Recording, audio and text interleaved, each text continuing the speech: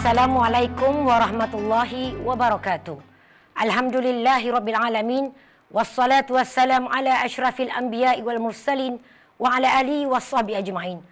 Bersama saya Ustazah Rozita binti Abdul Hamid yang dikenali sebagai Ustazah Rozita Kusayang dalam program Kapsul Ramadan Melaka hari ini MHI dengan satu tazkirah yang bertajuk Wanita dan Persiapan Ramadan. Penonton yang diberkati oleh Allah Subhanahu wa taala. Bersyukur kita pada hari ini insya-Allah walaupun dalam satu dunia dilanda pandemik COVID-19 tetapi kita di Melaka, di Malaysia kita doa terus kepada Allah supaya Allah bantu kita dan rakyat seluruh di negeri Melaka khususnya untuk terus dapat melakukan amal ibadah terutama yang akan datang iaitu Ramadan Al-Mubarak. Pada permulaan ini, kita buka dengan surah Al-Baqarah ayat 183 yang bermaksud, wahai orang-orang yang beriman, diwajibkan atas kamu berpuasa sebagaimana diwajibkan ke atas orang-orang sebelum kalian agar kamu bertakwa. Dalam ayat ini, mari kita kupas bersama-sama. Apakah yang dimaksudkan dengan ya ayyuhallazina amanu, wahai orang-orang yang beriman. Jadi oleh kerana tajuk pada hari ini Ustazah bawa iaitu wanita dan persiapan Ramadan, biarlah Ustazah fokuskan apakah persiapan jika kita ini bergelar wanita yang beriman. Kerana dalam ayat ini Allah mulakan ayat ini dengan wahai orang-orang yang beriman. Allah tidak mulakan dengan wahai manusia, ya ayuhan nas. Tidak. Kerana apa? Kerana Allah memberi ingatan kepada kita. Jika kita ini orang yang beriman, pasti kita dapat melaksanakan ibadah puasa dengan secemerlang yang kita boleh buat. Sebab itulah pada hari ini, mari bersama Ustazah untuk kita kupas, terutama yang penonton yang melihat, mendengar rancangan ini sebagai wanita khususnya. Tak kiralah sebagai seorang perempuan yang mungkin masih anak-anak, di tadika, sekolah rendah, sekolah menengah, di kolej-kolej, dah jadi ibu, tengah bertunang, mungkin yang belum kahwin atau di mana-mana yang bergelar wanita. Bagaimana persiapan kita untuk menyambut Ramadan agar kita termasuk menjadi wanita yang beriman di sisi Allah Subhanahu wa taala. Jadi dapat Ustazah gariskan bahawa jika kita ini wanita yang beriman, sudah pasti kita sangat gembira dengan kehadiran Ramadan. Tetapi jika kita ini menjadi wanita yang biasa-biasa, sudah pasti kita menganggap bahawa Ramadan ini satu tradisi. Datangnya kita sambut dalam keadaan yang mungkin selalu kita dengar kan? Selalu bukan di sinilah, di Afrika. Di Afrika. Selalu mengatakan apa? Alah, nak Ramadan dah tak boleh makan dah. Panas ni macam mana nak puasa Ramadan ni? Alah, dah Ramadan. Tak best lah. Itu wanita yang biasa-biasa. Tetapi wanita yang beriman sudah pasti apabila berada dalam bulan Syakban. Sekarang ini Syakban. Kena sedar. Sebab itu Nabi ajar pada kita. Allahumma barik lana fi Rajab wa Sya'ban wa balighna Ramadan. Ya Allah, ya Tuhan kami, berkatilah umur kami dalam bulan Rajab. Rajab dah habis dah. Syakban, hari ini bulan Syakban. Dan kau sampaikan umur kami ke dalam bulan Ramadan. Jadi kita nak jadi dengan kapsul pada hari ini untuk kita jadi wanita yang beriman. Bagaimanakah persiapannya? Pada hari ini, Ustazah kongsikan bersama-sama. Ada 4 tips kepada wanita khususnya. Tolong dengar, terutama kepada remaja-remaja, kepada ibu-ibu, nenek-nenek, kepada isteri-isteri. Tolong bawa kerana jatuh bangun sebuah keluarga, peranan paling penting adalah ibu dan suami iaitu bapa. Tetapi kita kena ingat, untuk menjadikan Ramadan itu diberkati oleh Allah, peranan ibu perlu terselah dari awal untuk memastikan satu keluarga mendapat Ramadan yang diberkati oleh Allah Subhanahu wa taala. Insya-Allah tidak ada perkara yang mustahil. Yang pertama, apakah persiapan yang perlu wanita buat? Okey, Ustazah namakan iaitu persiapan rohiyah. Apa itu roh? Roh dalaman kita. Bagaimana kita nak menyambut Ramadan? Apakah persiapan untuk roh dalaman kita? Kita perlu pertama sekali bersihkan hati kita. Kepada semua yang mendengar, terutama kaum wanita, perlu bersihkan hati kita bersama-sama. Bersih tu macam mana Ustazah Rozita? Okey, bersih tu bermaksud kita kena ikhlas kepada Allah. Kalau kita tengok kapsul yang lalu-lalu telah ramai para ulama menyatakan bahawa dalam hadis pertama, dalam hadis 40, Nabi mengingatkan kepada kita, innamal a'malu binniat. Sesuatu yang perkara yang kita buat ikhlas kepada Allah Subhanahu wa taala. Sebab itulah kita niat, wahai Allah, bagilah Ramadan tahun ini Ramadan yang betul-betul berkat untuk kami. Bukan saja sekeluarga, untuk satu negeri, satu negara, khususnya seluruh umat Islam di serata dunia. Bermula dari kita, iaitu wanita. So kita kena betulkan roh kita. Apa perkara yang kita nak bersihkan? Bagaimana? Iaitu kita melakukan perkara-perkara yang sangat penting. Pertama namanya taubat. Dengan Allah taubat. Dengan manusia minta maaf. Sebab itu dengan Allah kita taubat. Banyak-banyak istighfar. Astaghfirullahalazim wa atubu ilaih. Dengan orang minta maaf. Dalam bulan Syakban ni kita jumpa kawan, dah cakap-cakap, minta maaf sepenuh Syakban, insya-Allah jumpa Ramadan. Kita sering minta maaf. Jadi apabila kita mohon taubat kita minta ampun pada Allah, berjanji tak akan buat lagi. Jadi bila taubat, proses taubat itu dijalankan dengan baik, maka kita akan dapat melahirkan satu yang dikatakan kita dapat membuang nafsu-nafsu yang tidak baik. Seperti nafsu amarah. Nafsu amarah ni ada nafsu yang paling jahat. Iaitu nafsu yang menyebabkan manusia langgar perintah Allah tanpa kira, tanpa takut pada Allah Subhanahu wa taala. Nafsu lawamah, iaitu nafsu yang berubah-ubah. Contoh, kejap-kejap taat pada Allah, kejap-kejap ingkar. Kejap ni sayang pada mak bapak, sedikit masa kan benci pada mak bapak. Maka dalam keadaan itu nafsu kita berada berubah-ubah, baik tak baik. Dan dalam keadaan nafsu lawamah ini, kita boleh katakan bahawa kita ni yang menjadi manusia yang tidak mampu untuk mengawal nafsu kita ke arah yang terbaik. Sebab itulah orang yang banyak taubat, banyak minta maaf, dia akan memaksimumkan ibadah-ibadah yang menyebabkan hatinya bersih. Okey, apakah persiapan itu? Pertama, sebagai kaum wanita, minta maaf. Kena qada puasa kita. Kena qada, kena ganti puasa kita. Berapa hari tak ganti? Okey, para penonton, termasuk Ustazah Rozita, tolong gunakan masa sekarang kejar untuk qada. Sebab saya takut ada segelintir di luar sana hanya bayar fidyah. Dia tahu kalau dia tak boleh sempat nak qada, datangnya Ramadan kena bayar fidyah. Maka ada golongan yang suka bayar fidyah. Ingat, qada tetap berlaku. Itu adalah wajib bagi seorang wanita. Tak kiralah orang lelaki kalau tertinggal pun. Maka puasa qada itu wajib. Apatah lagi kita kaum wanita. Allah beri cuti. Allah bagi cuti.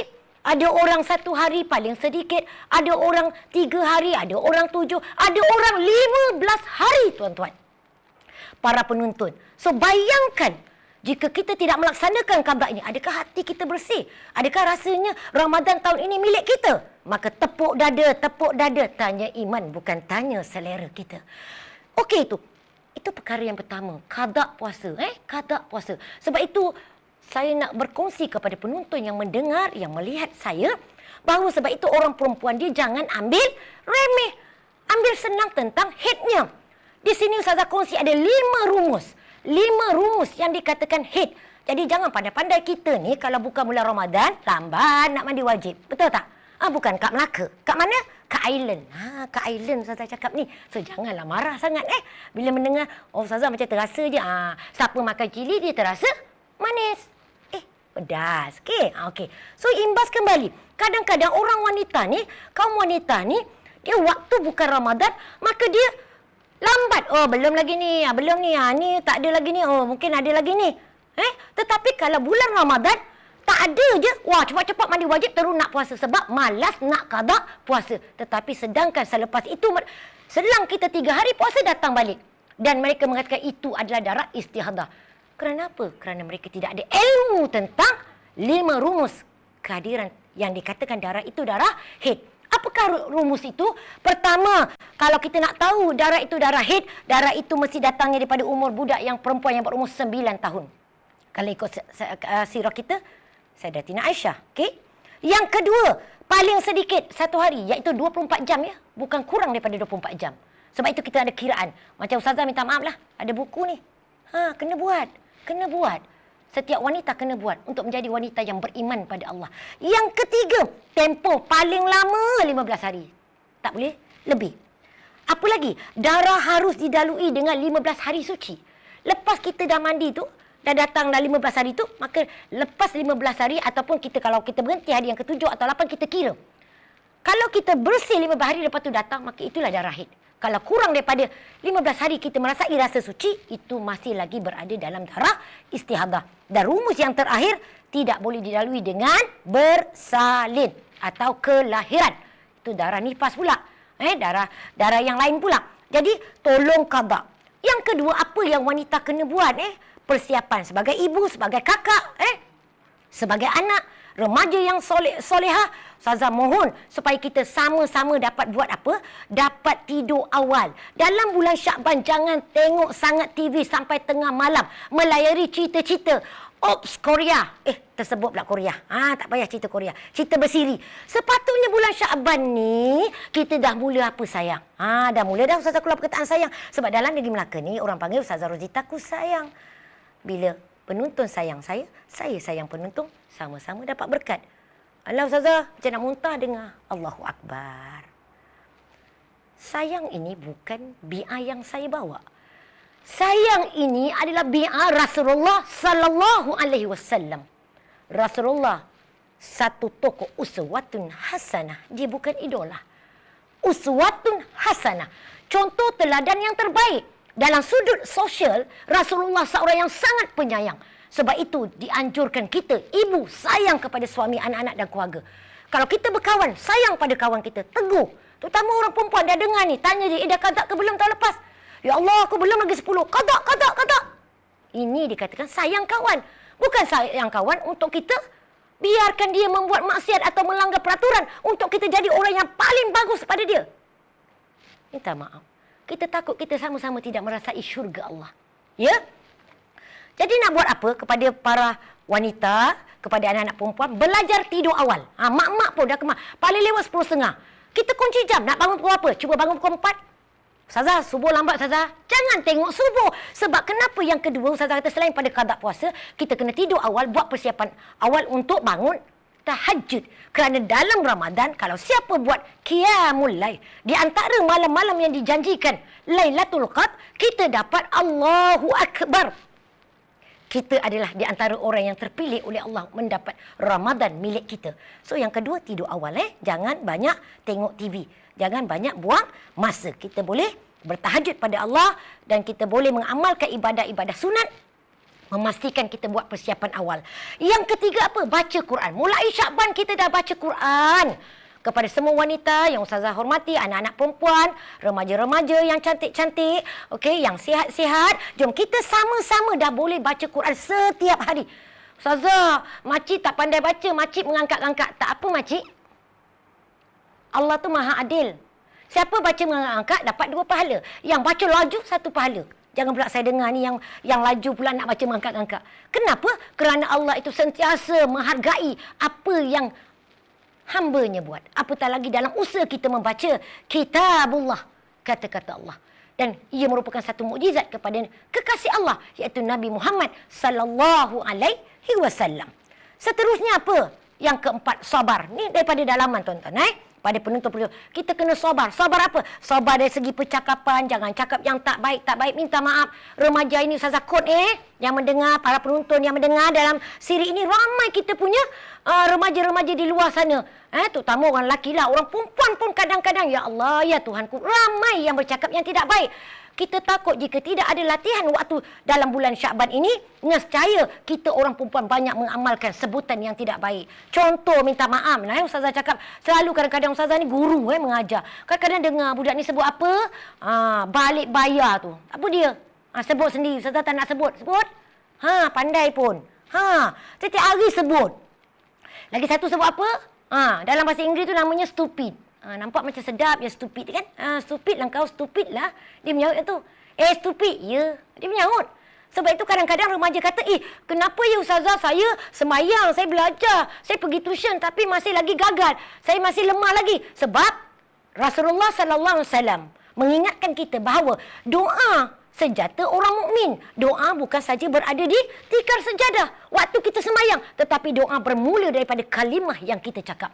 Justru itu, untuk dapat Ramadan yang sangat sempurna, tolong kaum wanita khususnya yang mendengar, yang menonton dan semua, tolong jaga mulut kita. Kerana orang perempuan ni selalu dikaitkan dengan apa? Suka mengumpat, suka bergosip dan suka cuba sambung. Yang ada sem tu. Membawang. Membawang. Bukan bersembang. Bersembang biasa. Membawang. Kenapa kita selalu dikatakan golongan yang suka membawang? Sebab kadang-kadang dalam buat baik, umpat hal orang. Itu menjadi sia-sia. Jadi pada hari ini kita buka minda kita balik, jaga mulut kita, cakap yang baik-baik, nak panggil kawan dengan nama dia. Kalau namanya apa? Aisyah, panggillah Aisyah. Kalau Aufah, panggillah Aufah. Kalau Ismail, panggillah Ismail. Jangan pula panggil itu yang tak jadi doa. Nama Muhammad tu apa? Sangat hebat. Tetapi bila kita panggil Mat, Mim Alif Ta, mati. Kita panggil dia mati. Mati dia punya. Ya, mati. Mati. Bukan kita doakan dia mati. Mati dalam majlis ilmu. Besok dalam bulan Ramadan, ada tazkirah Ramadan. Lepas nak buat solat tarawih, ada perbincangan, dia tidur dulu. Sebab dia nak mati awal. Sebab mat. After lagi, mati sebenarnya. Jadi kita mohon, yang pertama, roh kita taubat pada Allah. Sebab kalau kita tengok, bila orang bertaubat ini, insya-Allah Allah paling sayang. Dalam surah An-Nur ayat 31 yang bermaksud, dan bertaubatlah kamu sekalian kepada Allah, hai orang-orang yang beriman, supaya kamu beruntung. Pastikan, tuan-tuan, kepada semua pendengar, penonton pada hari ini, bersama kita menjadi wanita yang hebat, yang sentiasa mengamalkan apa yang saya cakap dari segi roh, persiapan dalaman untuk kita mendapat Ramadan yang sangat sempurna. Yang kedua, persiapan fikriyah. Apa yang dimaksudkan fikriyah? Iaitu kita wanita hari ini kena bekalkan diri kita dengan ilmu-ilmu tentang puasa. Apa itu rukun, apa itu syarat wajib, apa itu syarat sah, apakah itu perkara yang membatalkan, apakah itu sunat, apakah itu kelebihan, apakah makruh, apakah haram. Itu dikarang kena tahu. Nak tahu macam mana? Kalau kat sekolah, tanya cikgu. Sekarang ni mungkin PDPR melalui online, tanya. Jangan online pun kita tak ada. Apabila kita tahu perkara-perkara tersebut, sudah pastilah maka kita akan melaksanakan Ramadan itu dengan perkara-perkara yang terbaik. Kalau kita tahu itu makruh, kita akan tinggal. Apatah lagi yang membatalkan, maka kita akan tahu perkara ini sunat, kita akan buat. Dan apa ini adalah syarat sah, maka lagi kita kena buat. So ini yang menyebabkan puasa memberi impak kepada kita sebagai wanita. Jadi saya mohon terutama kepada ibu-ibu, suri rumah, mungkin banyak kerja, yang bekerja-kerja di pejabat, NGO, swasta, kerajaan. Mungkin benda ni tak berapa clear jelas, tetapi mereka mesti mendapatkan dalam bulan Syakban ini sebelum datangnya Ramadan. Dan akhir sekali ingat, Nabi Muhammad SAW bersabda yang bermaksud, barang siapa yang berpuasa Ramadan dengan penuh keimanan dan mengharapkan keredaan dan keampunan Allah Subhanahu Wa Taala semata-mata, maka akan diampunkan segala dosanya yang telah lalu. Riwayat hadis Al-Bukhari Muslim. Jadi, dua tips ini mohon kita sama-sama dengan Ustazah Rozita Kusayang, kita buat sama-sama untuk kita baiki roh dan fikriyah kita. Okey sayang.